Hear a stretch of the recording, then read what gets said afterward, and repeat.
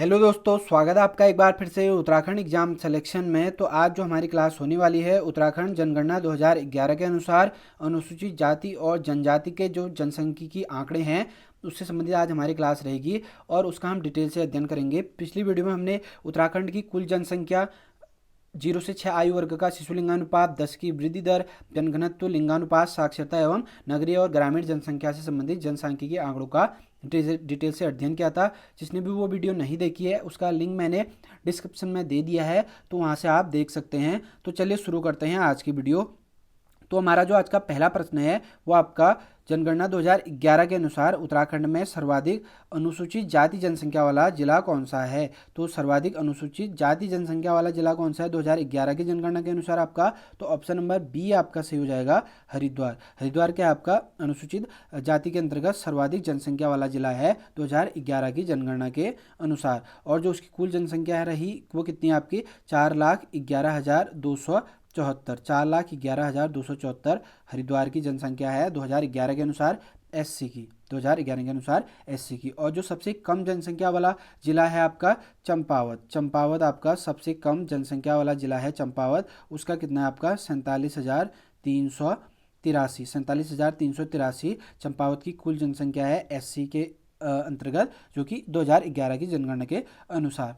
और इसी में जो आपका कुल जनसंख्या है एससी की, उत्तराखंड में कुल जनसंख्या जो एससी की है वो कितनी है आपकी 18,92,516, 18,92,516 एससी की कुल जनसंख्या है। और इसी में फिर हम देखते हैं कि जो पुरुष जनसंख्या है, यानी कि जो पुरुष जनसंख्या है वो कितनी है आपकी 9,86,000, 9,86,586, 9,86,586 पुरुष जनसंख्या। और जो महिला जनसंख्या है एससी की वो कितनी है 9,23,930, 9,23,930 महिला जनसंख्या 2011 की जनगणना के अनुसार एससी के अंतर्गत। और जो इसमें लिंगानुपात है वो कितना है 936, 936 लिंगानुपात है प्रति 1,000 पुरुषों पे, जो कि एससी के अंतर्गत है 2011 की जनगणना के अनुसार 936, 1,000 प्रति पुरुषों पे।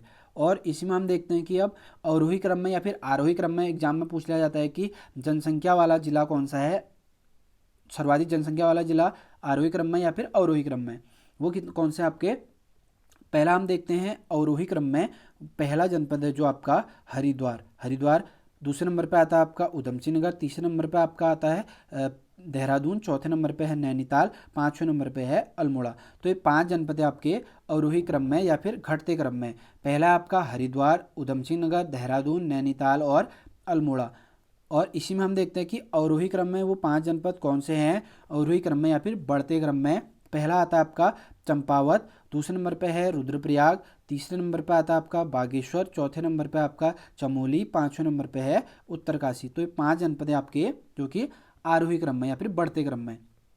इसी में फिर देखते हैं हम कि जो सर्वाधिक जनसंख्या प्रतिशत वाला जिला कौन सा है या फिर सबसे कम जनसंख्या प्रतिशत वाला जिला है। और पहले हम देखेंगे कि सर्वाधिक जनसंख्या प्रतिशत वाला जिला वो कौन सा है आपका बागेश्वर। बागेश्वर क्या है आपका सर्वाधिक जनसंख्या प्रतिशत वाला जिला है। उसका प्रतिशत कितना है 27.73%, 27.73%। और जो सबसे कम जनसंख्या प्रतिशत वाला जिला आता है आपका वो कौन सा है देहरादून, देहरादून सबसे कम जनसंख्या प्रतिशत वाला जिला है देहरादून। उसका जो जनसंख्या प्रतिशत है वो कितना है 13.49%, 13.49% देहरादून का है। और बागेश्वर का है 27.73%। और इसी में हम देखते हैं कि जनसंख्या प्रतिशत के आधार पे अवरोही क्रम में या फिर घटते क्रम में वो 5 जनपद कौन कौन से हैं अवरोही क्रम में जनसंख्या प्रतिशत के आधार पे।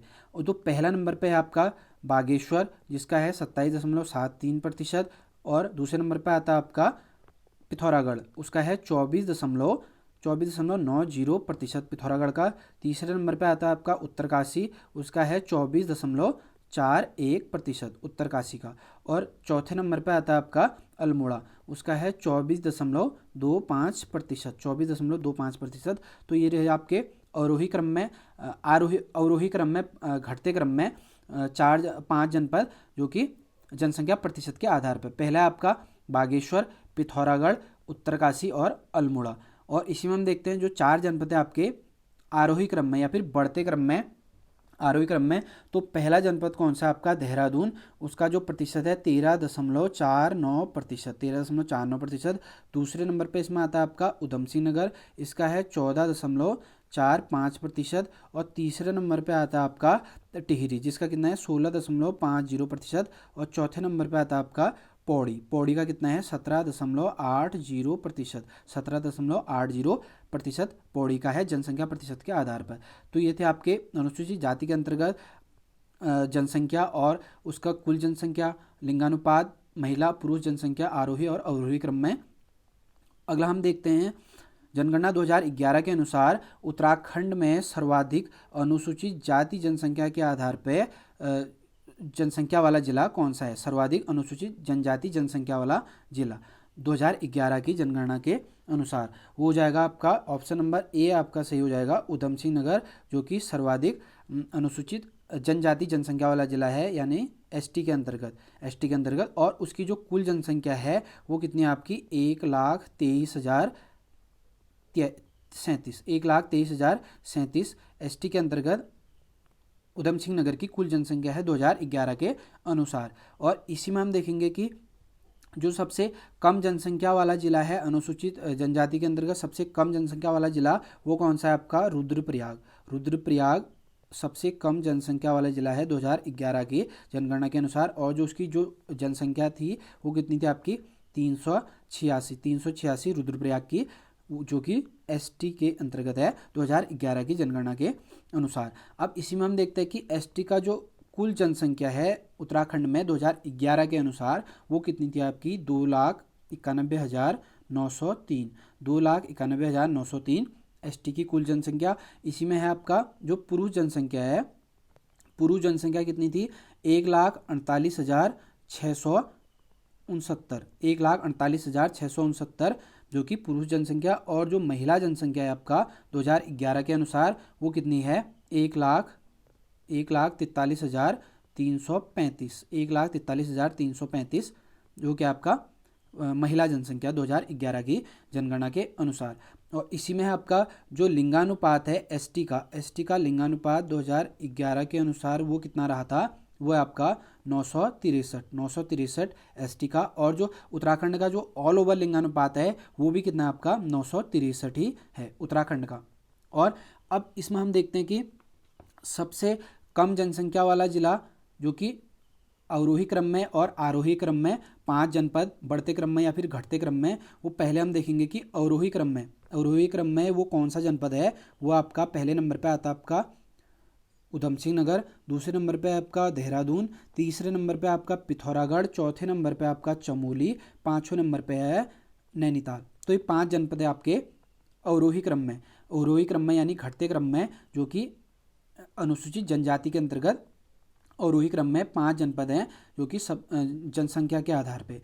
और जो 5 जनपद है आपके आरोही क्रम में वो कौन कौन से हैं आपके आरोही क्रम में जो 5 जनपद है, पहले नंबर पे आपका रुद्रप्रयाग, दूसरे नंबर पे है टिहरी, तीसरे नंबर पे आता है आपका अल्मोड़ा,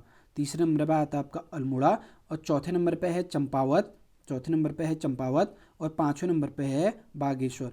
तो ये 5 जनपद है आपके जो कि सबसे कम जनसंख्या वाला जिला या फिर अवरोही क्रम में ये आपके आते हैं, अवरोही क्रम में या फिर बढ़ते क्रम में।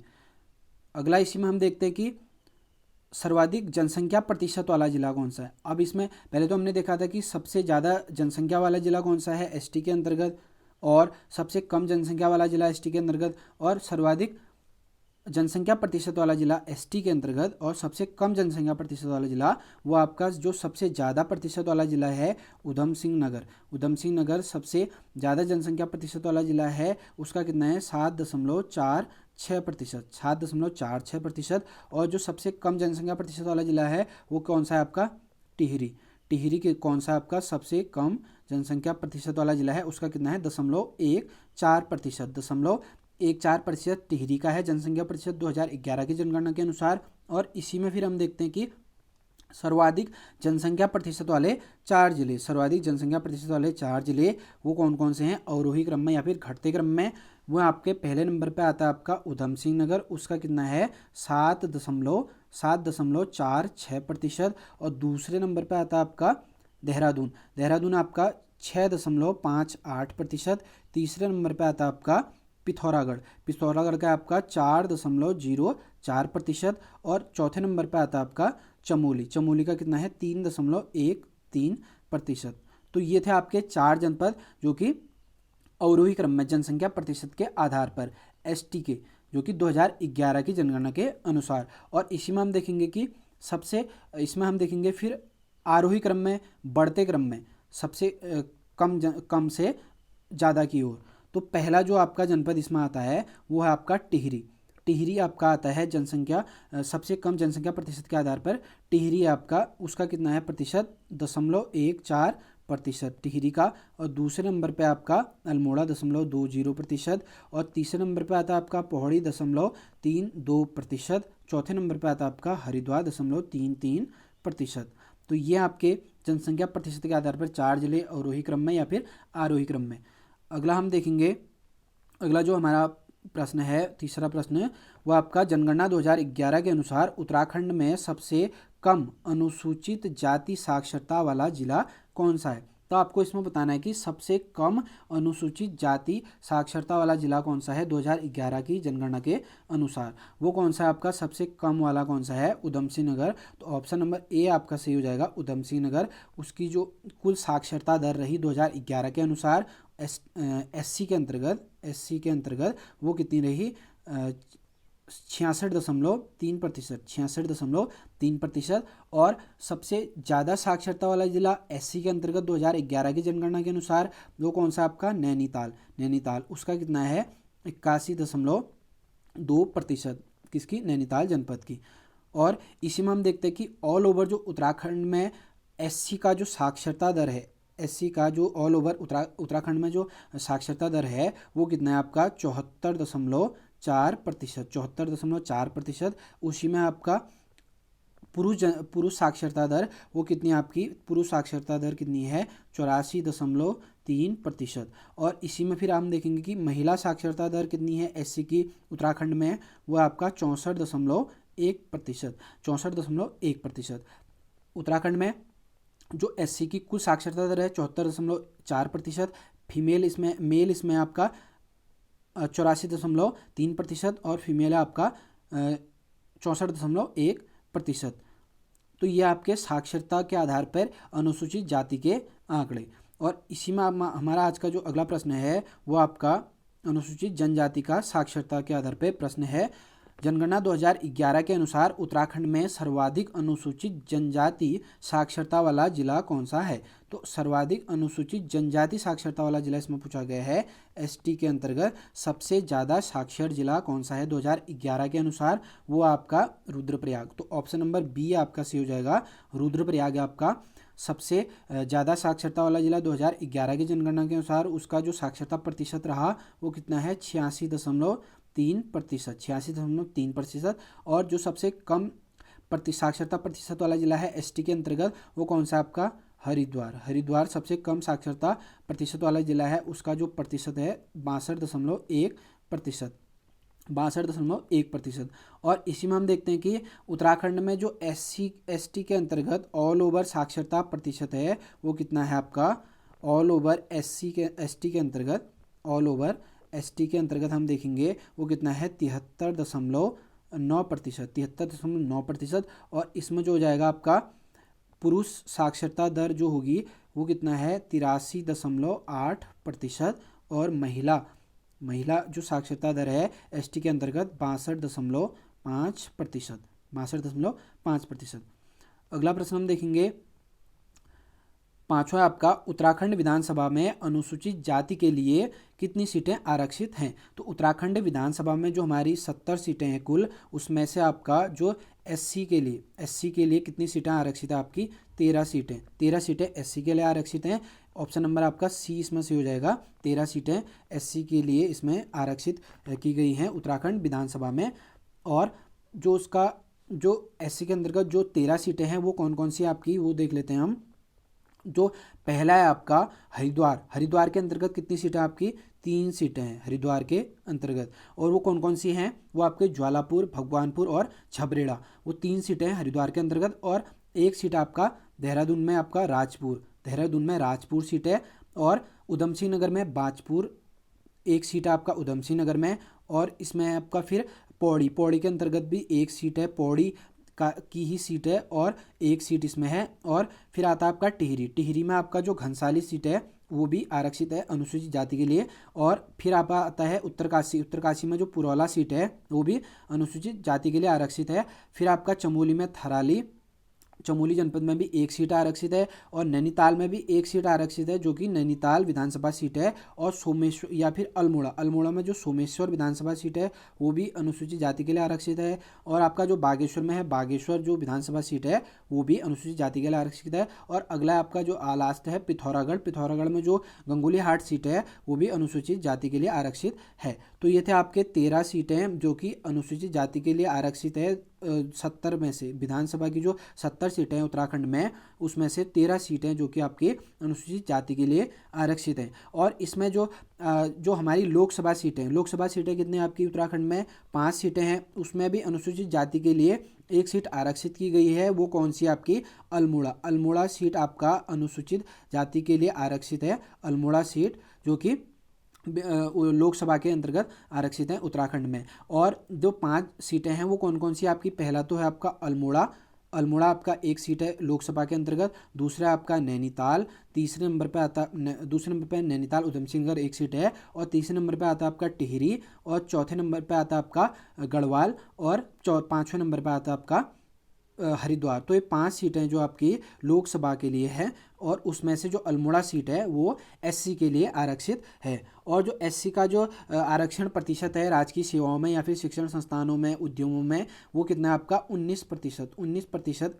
एससी के लिए आरक्षण है, जो कि 2001 में जो आदेश हुआ था उसके अनुसार। और इसमें अगला जो हमारा प्रश्न है वो है आपका उत्तराखंड विधानसभा में अनुसूचित जनजाति के लिए कितनी सीटें आरक्षित है। तो उत्तराखंड विधानसभा में जो कुल सीटें हैं 70 सीटें हैं, उसमें से आपका कितनी 13 सीटें एससी के लिए आरक्षित हैं, 13 सीटें। और जो एसटी के लिए आरक्षित हैं वो कितनी सीटें हैं, 2 सीटें।